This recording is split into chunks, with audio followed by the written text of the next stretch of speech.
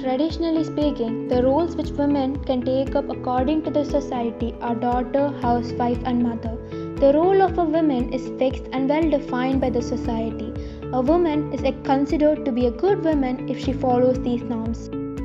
However, women in modern times have started to enter new fields which were earlier male dominated.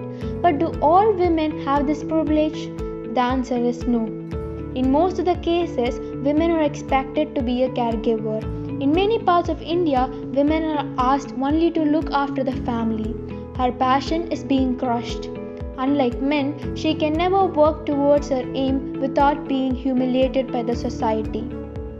We all have heard of this universal question. When girls manage to top their exams, why are there hardly any women entrepreneurs or CEOs?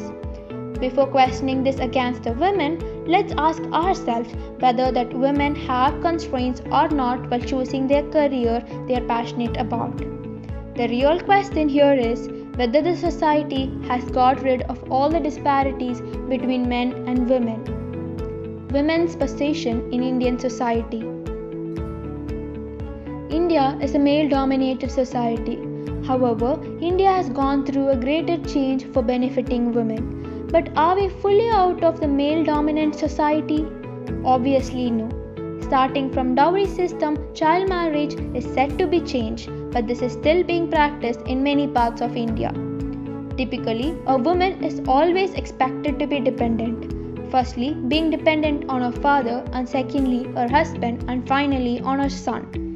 A man is supported and encouraged to be an independent man, while a woman is encouraged to be an independent wife. While a son is taught to make a living, her daughter is taught to do house chores. Even after they cross all these difficulties and hold high positions in office, they are subject to sexual harassment. This society suppresses women in every possible way, but she fights against it. Whatever is easy for a man to achieve becomes 100 times harder for a woman.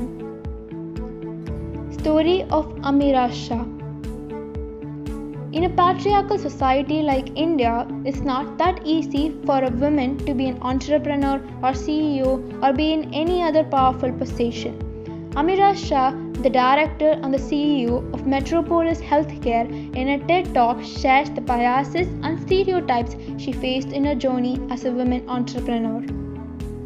She says that when she was trying to build a fully integrated pathology laboratory, which didn't exist in India at that point of time, everyone just asked her one question that was about her marriage. But they failed to encourage and appreciate her confidence, her efforts, and her self-belief. When she approached people for acquisition, the other party usually worried about the uncertainty of continuance of business as she was already at the age of 25 and she was expected to get married soon. Then when she was looking for funding from premier private equity global funds, they were scared as they expected her to quit the business in some years as she will have babies and be a mother and won't be able to continue the business. My male friends, or I would meet uncles and aunts and I would try to tell them about what I was doing. Very proudly. They'd say, that's okay, all that's fine. But tell us something. You're so pretty, why do you want to work? Why don't you find yourself a nice guy who's going to come and take care of you?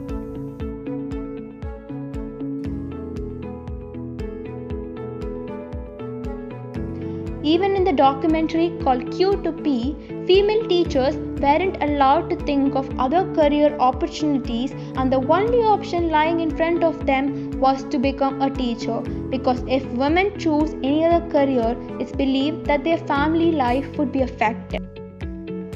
So before questioning, let's understand the society hasn't given women the freedom to choose the career they aspire for. Socioeconomic disparities and challenges still exist. Instead, let's all encourage them to walk the roads they are passionate about by removing the biases and challenges that exist as a barrier.